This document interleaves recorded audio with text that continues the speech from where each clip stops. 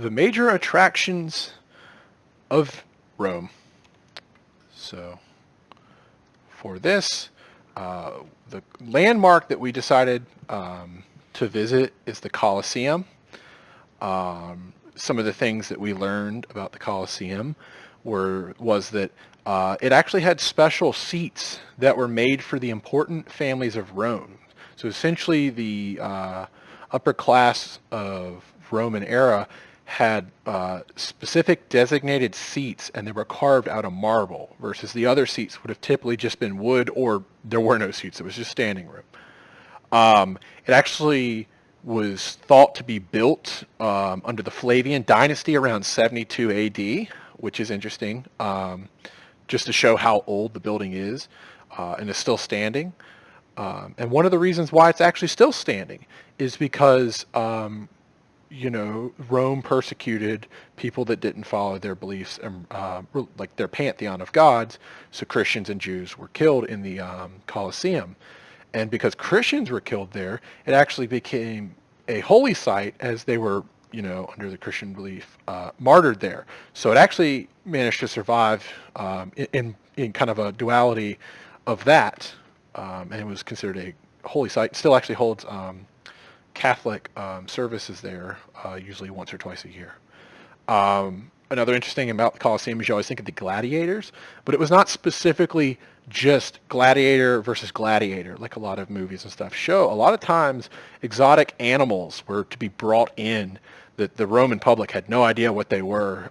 For instance, one of the ones that we found was ostriches. People didn't really know what they were, and they had gladiators fight these ostriches.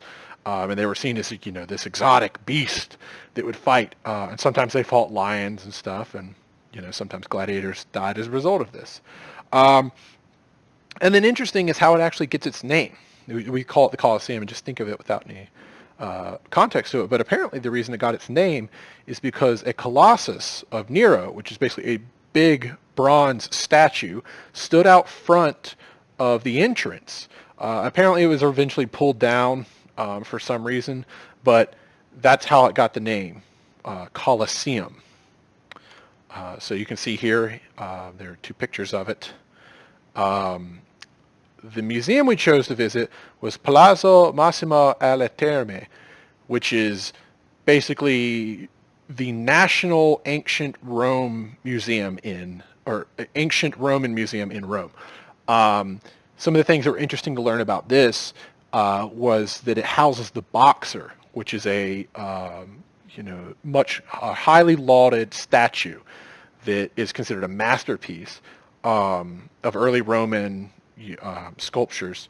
It's actually made of bronze, and when it was excavated and they did carbon dating on it, they think it's between 323 BC and 331 BC.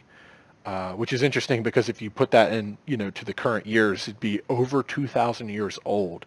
And we'll move on to pictures of it in a second, but it's a very fascinating sculpture.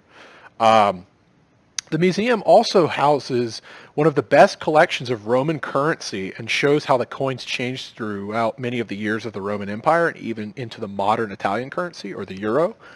And it's very fascinating because it actually shows some of the basics of economics that we, kind of do today with our valuing and devaluing of currency, which is very fascinating to see. It also shows, also housed inside the museum, are frescoes. And these frescoes were taken from rich Romans or influential Romans of the time, typically from their villas. And it actually they've put them up in the building, and they actually, like on the walls in the building, and they actually give you a good idea of like what the inside of a Roman house would look like, which is very interesting to see, instead of just the shell that you normally see of like, this building was this, but everything inside stripped out. It also houses the Oracle statue of Augustus, which is a very interesting statue. It's also much lauded for it. When it was made, however, it would have been of a much later, Augustus would have been much older when it was made, even though he's young in the statue. And there is also an ornate coffin of a general from one of Marcus Aurelius's campaigns. from the 2nd century AD, which again goes back to show just how well the Roman Empire did carvings and statues, just with high detail, which are just still astounding to this day. And this was 2,000 years ago, which is just fascinating. So these are the pictures. On the left is the Boxer. To the right of the Boxer, you have the frescoes. Below that is the coffin. You see from the Flavian period, you see the currency, where some of them are gold, true gold coins, and other ones the gold was just basically wrapped around it. It's gone away at times. And the bottom one is the oracle.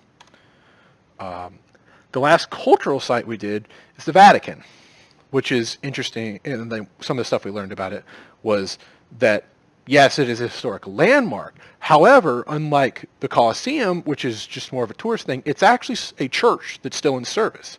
And they offer services throughout the day that you can go sit down and attend.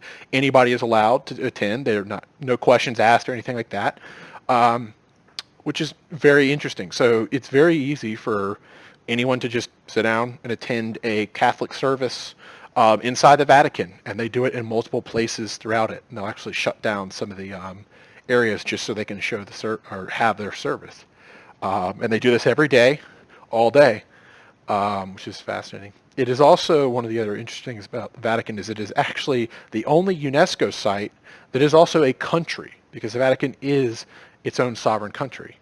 And it gained its sovereignty in 1928 with the Lateran Treaty, which was actually done between one of the popes and Mussolini in 1929. And another interesting thing about the Vatican is because it's its own sovereign nation, it actually has its own postal service. So there is an actual post office on the Vatican campus that you can go to and send a postcard or mail from if you wished, which is fascinating. So here are a couple pictures of it.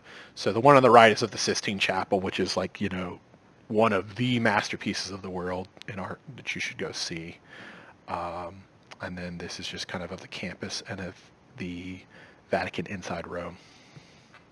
And that is it.